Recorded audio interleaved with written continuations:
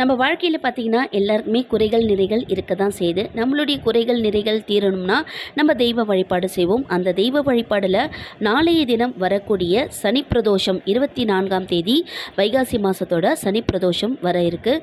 நாளைய தினம் தவறு விடாமல் நீங்கள் வந்து சிவபெருமான் கோவிலுக்கு போயிட்டு பிரதோஷ காலமான 4 to 6 நேரத்தில் நம்ம சிவபெருமானுக்கு வில்வ இலை மட்டும் வாங்கி கொடுத்துட்டு வழிபாடு செஞ்சுட்டு வந்தாலுமே போதுமானது. சனி பிரதோஷம் ஒரு பிரதோஷம் போனாலுமே 12 ஆண்டுகளுக்கு பிரதோஷ பலன் கிடைக்கும் அப்படின்னு சொல்லுவாங்க.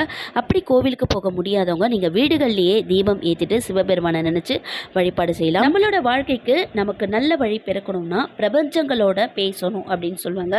பிரபஞ்ச நேரமான காலை பிரம்ம முகூர்த்த நேரம் 4 to 6ன்னு சொல்லுவாங்க.